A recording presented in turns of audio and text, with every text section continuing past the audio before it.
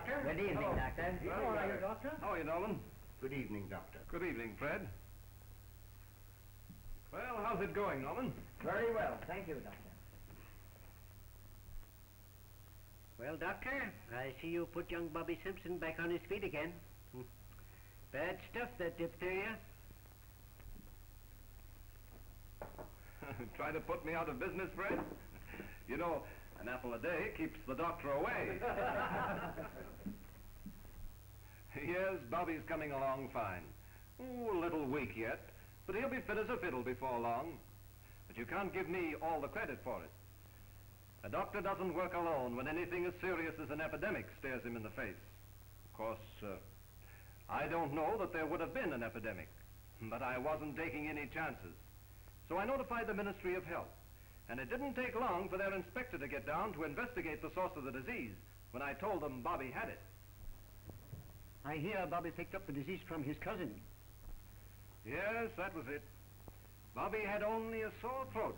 That day his mother called me in to see him. Bobby was a pretty sick boy. After examining him, I came to the conclusion that the symptoms pointed to diphtheria, although a sore throat may mean any one of a number of diseases.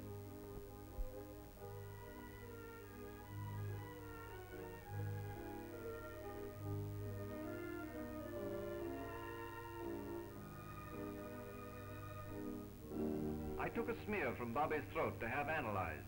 It was too important an issue to leave to chance.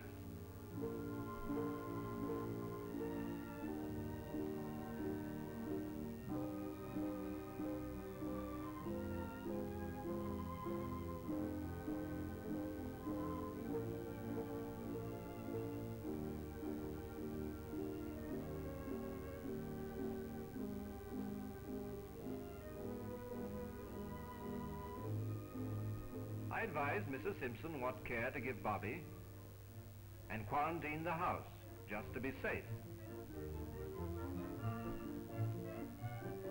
I believed that the case deserved more than just the regular report because of the infection angle, as Mrs. Simpson was not able then to throw any light on how Bobby had contracted the disease. So I decided to telephone the Ministry of Health.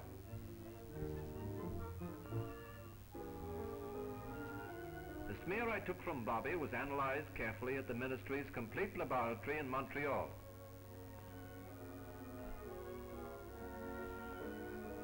The technicians there positively identified the diphtheria germ and sent me back a report confirming my diagnosis.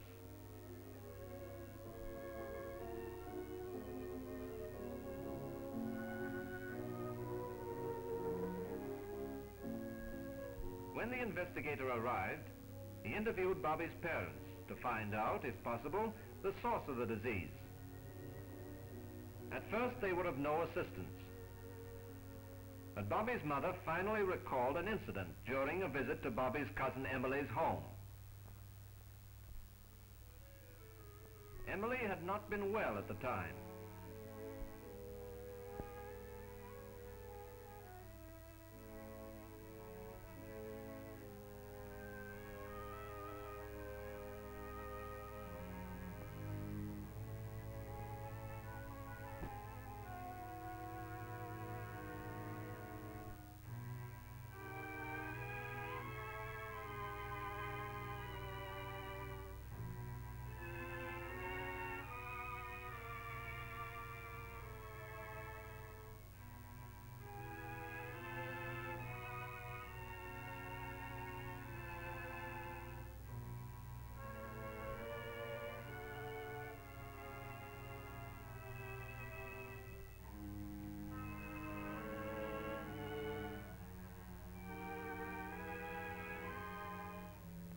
Emily's mother didn't seem to know what was wrong with her daughter and felt it might be just a bad cold.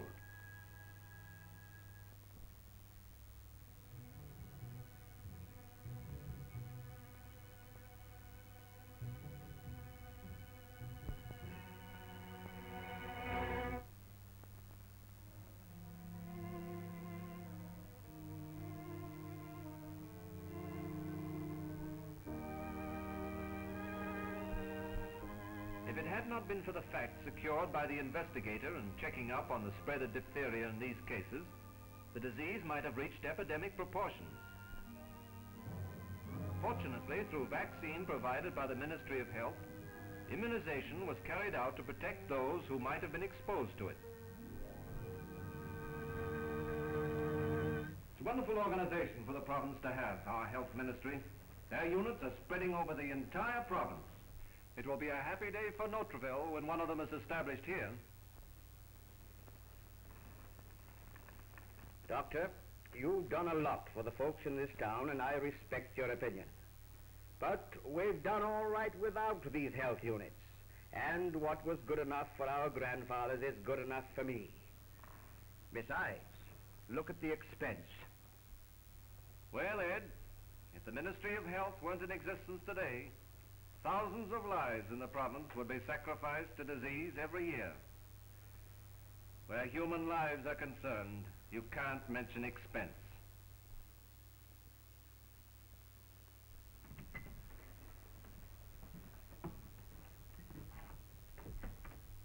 Hello, Dr. Milner.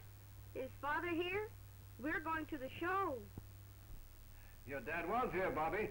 Said to tell you he'd meet you at the theater. Come over here and let me have a look at you. My, you're looking fine today. I am fine. Mom says you saved my life. There, I told you. The Ministry of Health doesn't get any credit at all. Say, Bobby, now that you're all better, how about some candy for the show? Would it hurt him, Doc? Well, I don't know. I don't think it'll do him any harm. Thank you, sir. Goodbye, Bobby. Bye. Goodbye, Bobby.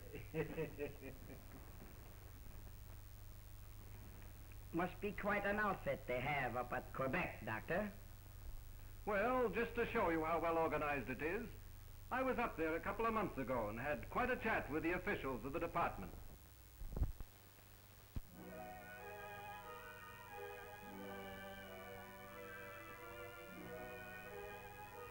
Well, Doctor, I guess we find ourselves as busy as you are these days. Our units are multiplying fairly rapidly and are doing a marvelous job in the field, thanks to cooperation from physicians like you and from members of the clergy of all denominations. That's why I've come to see you, Doctor. I want to find out how we could get a unit in our town. I'd like to know how your unit operates firsthand. Then perhaps we can do something about having one. Well, maybe it would be better to start from the beginning, seeing you're so much interested in the whole procedure. It was in 1881 that the bad smallpox epidemic hit Montreal. It was getting out of control of the individual physicians, and the people decided they ought to have some sort of official body to take charge of things, sort of an organized health care for the whole province. As a result, the Provincial Board of Health was born, which has now become the Ministry of Health and Social Welfare of the province of Quebec. Our investigations run into hundreds every year. Living here in a smaller town, we perhaps haven't a complete picture of how health is safeguarded in the larger towns and cities. For instance, Dr. Gregoire described an epidemic of dysentery that broke out in Louiseville one spring day several years ago. Within 24 hours, 53 persons had contracted the disease in that town.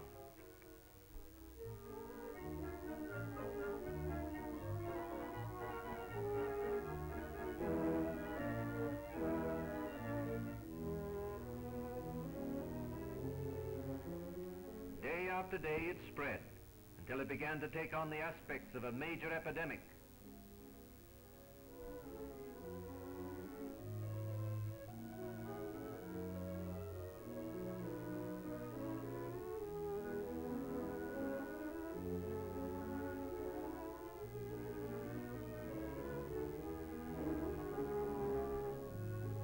Reports from the physicians taking care of the various cases resulted in the appearance of officers of the health unit.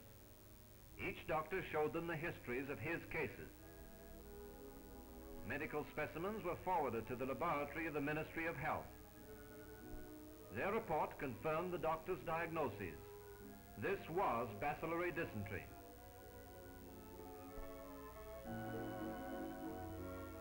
By what means was the disease being spread? Could it be the milk?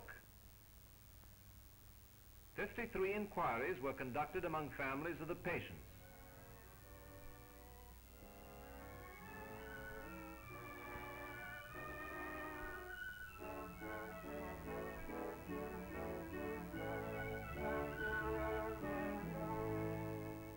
It was found that 29 drank milk, but 5 different dairymen served them. Besides, 25 of those stricken never touched milk. So what about food?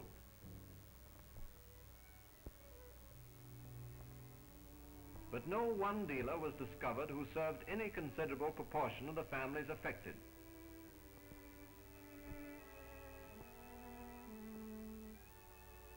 So food was given a clean slate. However, water was consumed by all the patients. So an engineer from the Engineering Bureau of the Ministry of Health accompanied the 2 officers to the waterworks.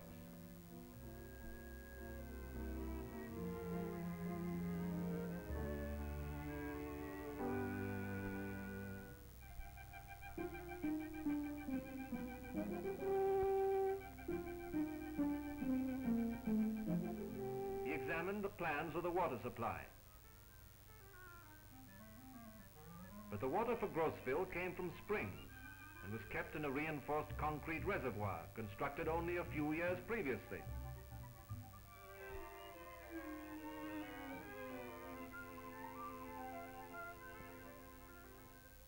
But wait. The engineer discovered a supplementary water intake placed in the river. The spring water wasn't quite sufficient to supply the needs of the community. No purification system was installed for the new intake, and the watershed of the river was inhabited, allowing a good opportunity for the distribution of dysentery germs. Under the supervision of a sanitary engineer of the Ministry of Health, a chlorine apparatus was installed.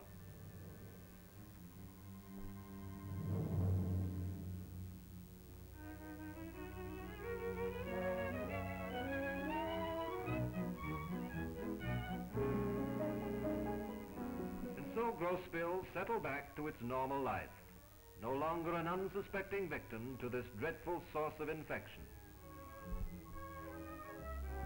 Well, better be getting along now. Got a couple of patients to see before the lecture tonight. Everyone in town should be there to learn about the work being done by the Ministry of Health on the social diseases, gonorrhea and syphilis. They're bad stuff, but we're fighting them, and we need everybody's help. These diseases have been kept in the background too long. It's time for a showdown. Force them to the open and meet the challenge. Well, good night, gentlemen. Good night, Good night. Having realized the tremendous importance of the sanitary units established by the Ministry of Health throughout the province, I decided to petition the town council to approach the ministry for a unit for our own town. It wasn't long before the ministry officials granted our request.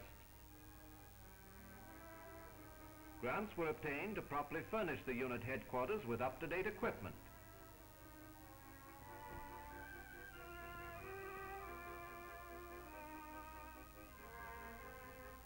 I was asked to take charge, but felt a younger physician would be better suited to the job. So they appointed Dr. Franks, a popular young medical man in our community. Soon the unit was operating efficiently. Clinics were established.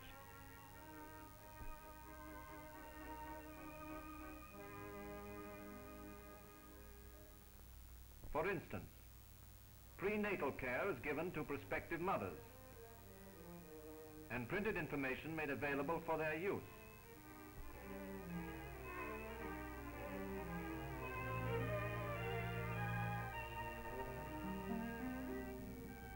After the babies arrive, the unit provides nursing service for mothers and children not able to leave their homes. children's weights and diet are carefully watched to prevent a run-down condition, the forerunner of disease.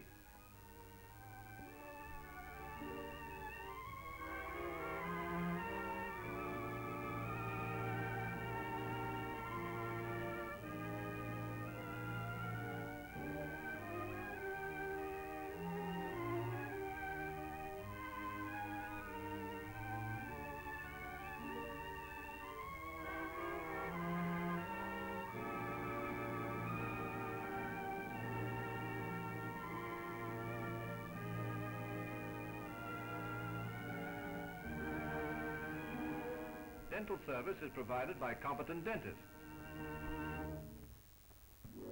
And most important of all is the program of vaccinations carried out against communicable diseases. No one is denied the right to vaccination, the greatest means of disease prevention known.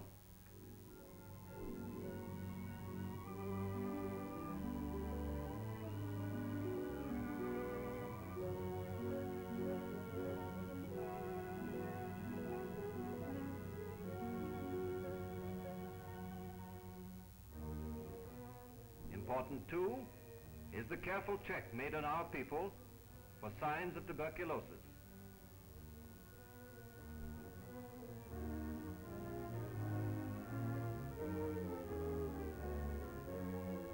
Anyone suspected of having the disease or showing signs which would point to their having it is encouraged to use our clinical facilities. The best of technical and medical knowledge is theirs for the asking.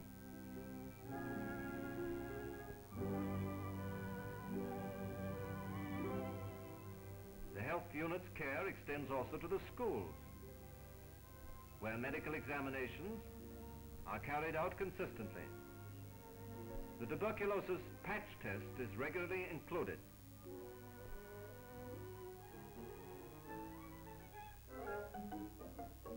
Certificates of health and immunization are prized possessions of the children. It wasn't long after our new unit was established that typhoid broke out in Louiseville, a village near us. Our unit officers rushed vaccine there to prevent spread of the contagion.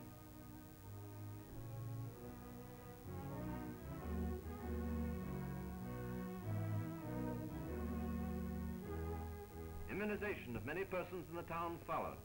The disease was checked. Now to discover its source. First and foremost on the list of suspect carriers of typhoid is milk. For man's most perfect food can become, under adverse conditions, a breeding place for the deadly germs. Our investigators learned that the disease had broken out in homes where milk was bought from one particular dealer. Interviewed by the officials, the dealer was unaware that his milk was causing the spread of typhoid.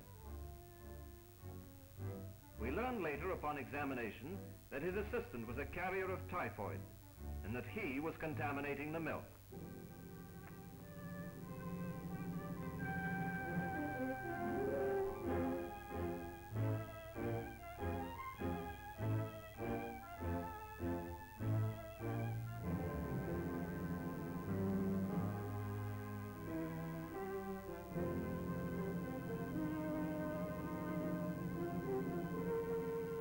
Immediately cooperated in the demand for more complete sterilization of his milk containers and for pasteurization of the milk to prevent spread of the disease.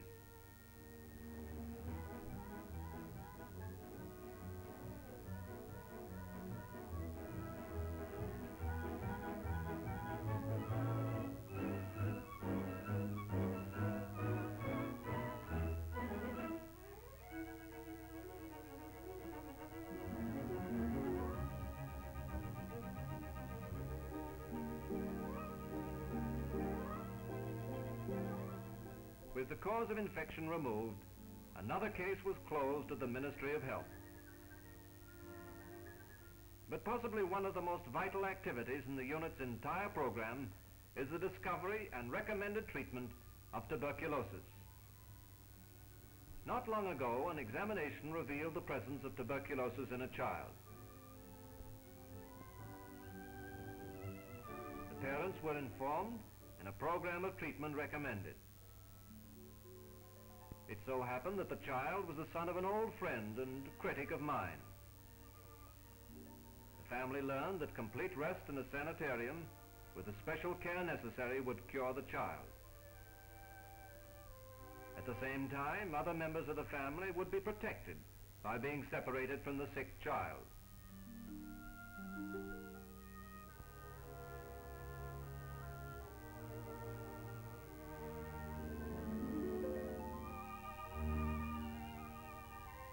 Here in the sanitarium, regular checkups were made.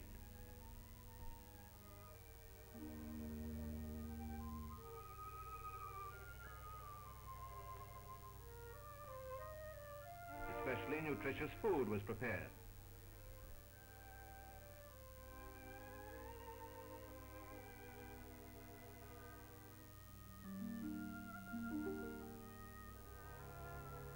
The child gradually regained his health.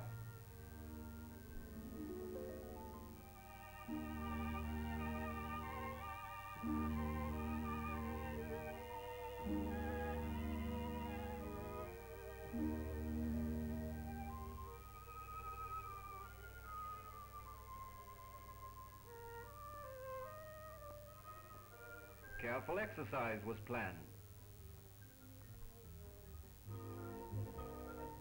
Then the long-expected day arrived. The boy was discharged, no longer a source of infection to others.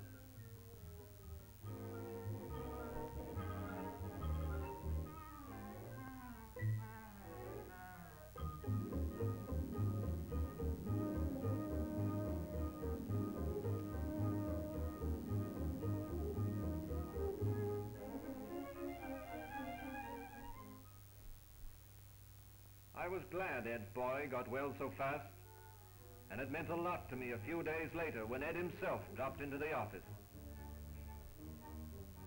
Say, Doctor, I just came over to tell you. I take back what I said about the health unit. Guess some of us don't realize the importance of these things until they actually come home to us.